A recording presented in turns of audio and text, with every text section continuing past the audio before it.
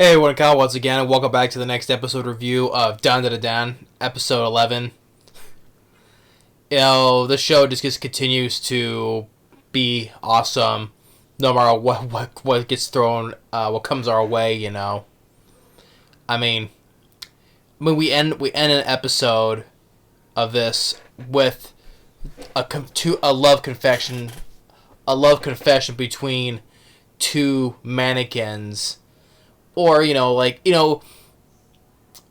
was what do they call it? An anatomical model. It's what they use, those mannequins that they use for science classes, for like biology, between like shows like the half of the inside of a human, So we get a love story between these two dolls.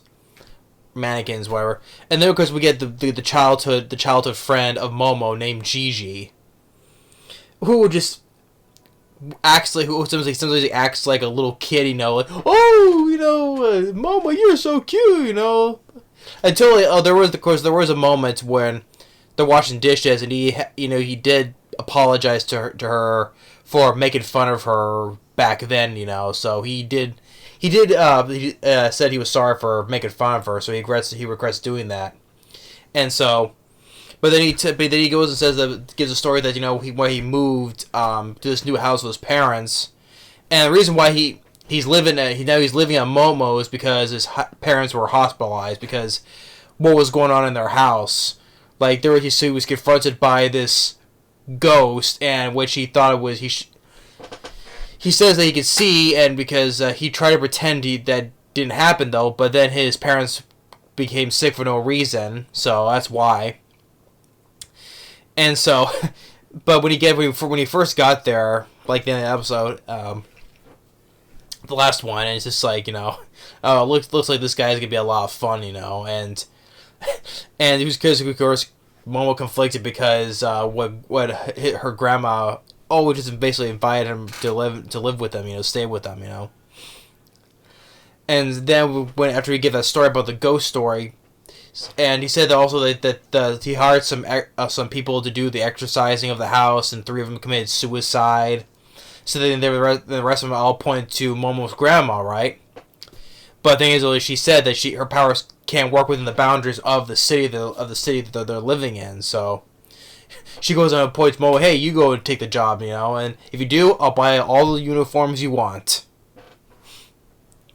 And so now they're at school, Jiji just wooing all the girls in class, and of course all the guys start to grow to hate the guy, and then with the whole thing with Ken, just like he's just feeling all jealous and just depressed about it, So he tries to work out some more, and first Momo wanted to go eat. Well, hey, let's eat, And then he shows up and shows her this yogurt thing, this stuff of yogurt, and she got it for her. He got it for her, right? And she's happy. That's that stuff, right? And then further, of Ken's, just not very he just doesn't want to be around. Maybe I should stop being friends with her because he has feelings for her. Maybe she still has feelings for him. So I'll just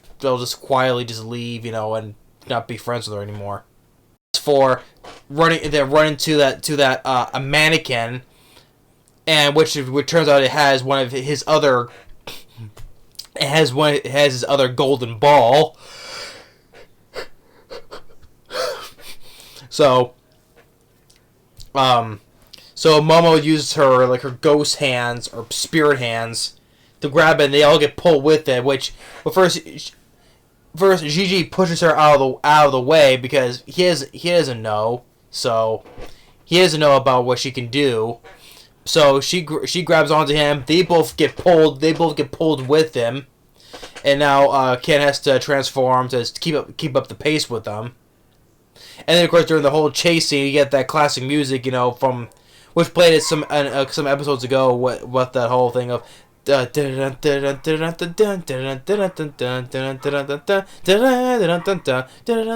get the song. So he played that classic piece of music there again during the whole chase scene, and they're on the roof, and he can split himself into parts, right? Because since he's a model, he can split himself into pieces, and then put himself back together. And then they lose him, but of course with Jiji about Ken, where it's like, hey, we have monster on us, and Mo's like, no, that's Okaru. That's Okaru. He's with us. That's him. He's the one with the glasses. Really? That's him? That's what he's basically. Really? That's him?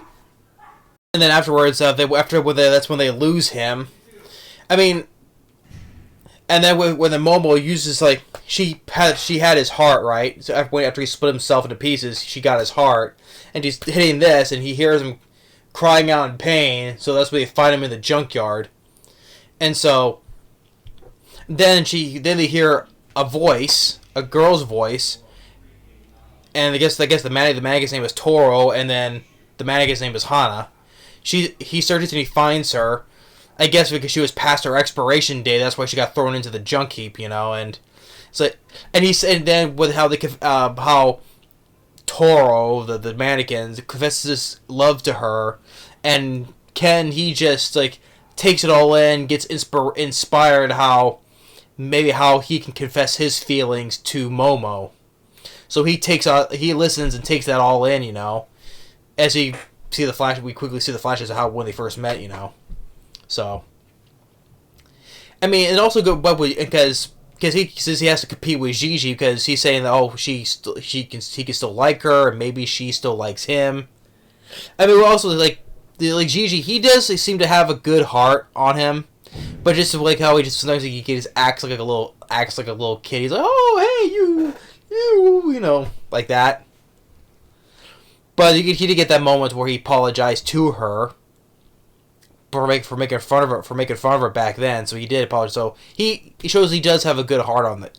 He does have a good heart. Just as he just likes to, act. I would say I'm not saying maybe he acts a little bit childish sometimes, but he does have a good. He seems like a good guy though. And hopefully leading to season 2, maybe they'll take on that task, back at his house, which is in the mountains because he said he likes all the trees and stuff, But this episode, it was good regardless of, it was kind of like the silliest, I would say. It was kind of like the silliest episode because we got a love confession between two mannequins. I mean, and of course he had his other golden ball too. So. But a confession between two mannequins, and then that's how he's gonna take all that in, and be inspired to how he'll confess his feelings to Momo, So, but overall, yeah, it was a silly episode, but regardless, at the same time, it was good at the same time, because I love this show, and because I enjoy the characters, even like Ira, when I first saw introducing more new characters like.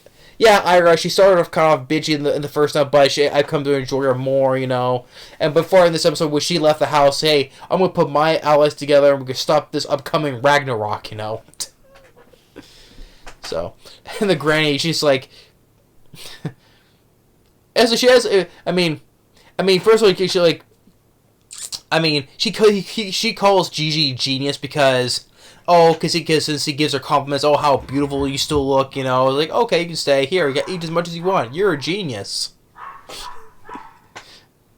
I mean, I enjoy all the characters, but it's the main chemistry between Momo and Ken, is what does it, though, but I know that he does, I mean, when G first arrives, he was so conflicted, like, maybe Momo still likes him, We know he's crushing on her, and I know that there was moments where she has kind of the same some of the stuff that for him though, except but she refuses to say his real name because she wanted to date someone named him, but that was him, but she still refuses to say his name. But yeah, but I still enjoyed the episode 11. This episode maybe they'll go, huh? Huh? Because of the whole thing with the whole love confession between it's a love confession between two mannequins. I'm like, huh? So, but it's silly. This is kind of like the silliest episode, but it was good. It was really good at the same time. It was awesome at the same time because I love the show. So, but yeah, episode 11, it's good no matter what. And I think next week's the last one. Then if season 2 is gonna there's no doubt season 2 is gonna happen because I want to see more because I want to see more of their adventures and stuff. So, but thanks for watching. Stay tuned, and we'll see you next time. Later.